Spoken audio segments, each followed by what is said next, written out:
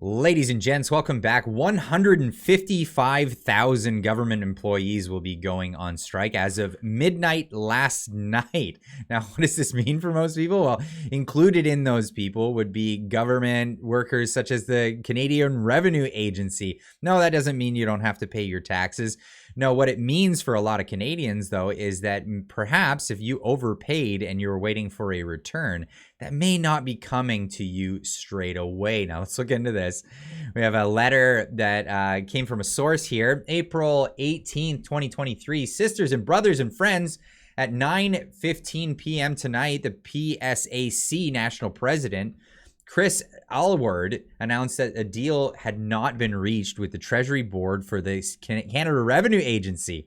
As the deadline has passed, all 155,000 PSAC members, including more than 35,000 UTE members, are on strike as of midnight last night, April 19th. All members except those who are deemed as essential workers are expected. And obviously there's some redacted stuff here to keep people's identity secret. The clock has now run out on the government. You have been there for this government and Canadians, and it is more than time for the government to be there for you, says the union. You deserve to be treated with respect. You deserve fair wages that keep up with inflation and decent working conditions. The federal government is the largest employer in the country. That should be a big red flag for a lot of people and should lead by example. I want to thank each and every one of you and for all your hard work and your ongoing support for your union and your bargaining team. Let's continue to show our unwavering support for the bargaining team. Let's stand together and we shall prevail in solidarity. Signed the president of the union, Mark Brewery. We have here from the Fraser Institute talking about the compare about compensation between public employees and private employees in Canada. And this is up to date in the 2023 edition. What kind of compensation are we seeing difference between public sector and private sector? Now, traditionally, public sector workers actually took a pay cut compared to working in the private sector, because you would be given security over higher wages. You know, the whole security, job security. It didn't work out because they formed unions and now we're paying them more than the average worker in Canada. After controlling for factors like sex, age, marital status, education, tenure, size of firm, job performance, immigrant status, industry, occupation, province in the city, and the authors found that Canada's government sector workers from federal, provincial, and local governments enjoyed an 8.5 wage premium on average over their private sector counterparts in 2021. When the wage difference between unionized and non-unionized workers was taken into account, the wage premium for the government sector declines to 5.5%. Available data on non-wage benefits suggested that government sector enjoys an average over the private sector. For example, 86.6% of government workers are covered by a registered pension plan compared to 22.9% of private sector workers. For those covered by a registered pension plan, 96% of government workers enjoyed a defined benefit pension compared to 39.9% of private sector workers. In addition, government workers retire earlier than those in the private sector, about 2.4 years earlier on average, and we're much less likely to lose their jobs.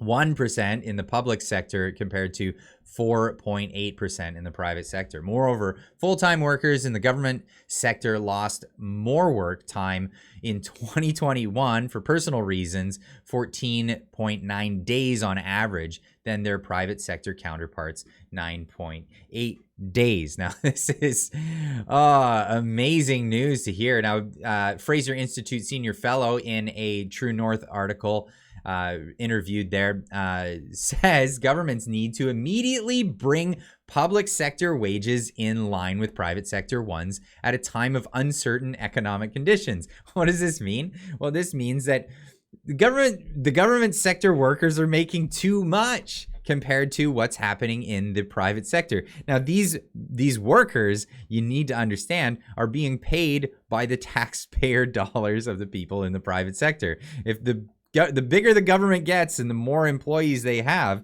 the less money they actually have to pay these workers, which is just, I mean, it's just over the head of people who are demanding these changes in their wages at the union level. All levels of government in Canada, municipal, provincial, and federal, must find ways to reduce costs of following the unprecedented spending and borrowing we've seen recently, ACEN said in a press release.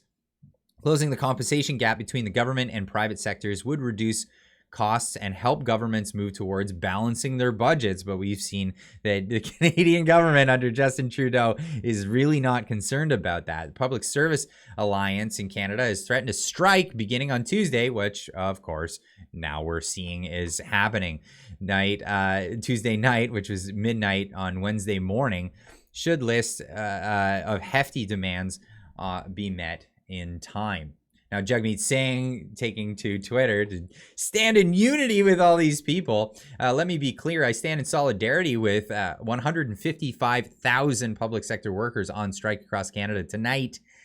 The 2-year fight of these workers for fair wages and dignity is a fight for every worker across the country. So Jagmeet Singh, I guess, in a sense, saying he doesn't fight for the fair compensation of people in the public sector. Well, what's fair then? What would be fair? If the public sector isn't making this kind of money, why would the private sector, if the private sector is not making this kind of money, why would the public sector be making this kind of money? Of course, the Liberal Party boasting about their new grocery rebate. And what does this mean for you and your family? With grocery prices going up, many Canadians are struggling to make ends meet. Well, why are grocery prices going up? Well, largely due to the inflation, the money printing to, pay for government expenditures. And well, the budget 2023's new from the government, the new grocery rebate would put more money in the pockets of 11 million Canadians now living in poverty because of the Justin Trudeau administration in Canada. Now, this is something that they've added as this thing. We're going to send out checks. Now, if you maybe you haven't received one of those checks, maybe you were eligible. It may not be coming right away, as sources have been indicating to me from inside the Canadian government's workers. Now, well, of course, that's because they're going on strike. They're stopping working, and this may be a lot of political pressure for the Trudeau government because, well, they want to get their payola out so that their voters are happy. This might make their voters a little less happy. And of course, if you were waiting for that government check that was coming back to you because of your taxes, you may be waiting just a little bit longer. We'll see how long just the backlog that may come from all of this. When this many people stop doing their job, yeah, it's going to create a backlog. If you thought it was difficult getting your passport before, just wait until we figure out the tax thing. Now, of course, the new Liberal grocery rebate, Gordon Lyon replying to the government saying, I prefer the Trudeau family grocery rebate. Can I get one of those? And this is the taxpayers are on the hook for $54,494 of an annual grocery bill for the Prime Minister's family. Wow, isn't that just fantastic? I wish I had a government salary just like Justin Trudeau does. And well, of course, we have here Stephen Tyler saying maybe it's time that the Trudeau government hires Sally Struthers to promote the Liberal taxpayer grocery rebate for starving Canadians. Maybe you can call this phone number and donate to a starving Canadian today. But anyway, let me know what you think of this whole situation. Do you think that the government workers should have the right to ask for more than the average person in Canada that has a contemporary job of the same sort of stature across again, the Fraser Institute factored in for all of the elements that would make a difference in wages. Should the government workers be making more than the people paying their salaries through taxes? Is this something that should be allowed? And then possibly ask the question, should collective bargaining be a tool that should be allowed for unions? I mean, if the public sector, if you as a company collectively bargained with other companies, they call that collusion to defraud the customer.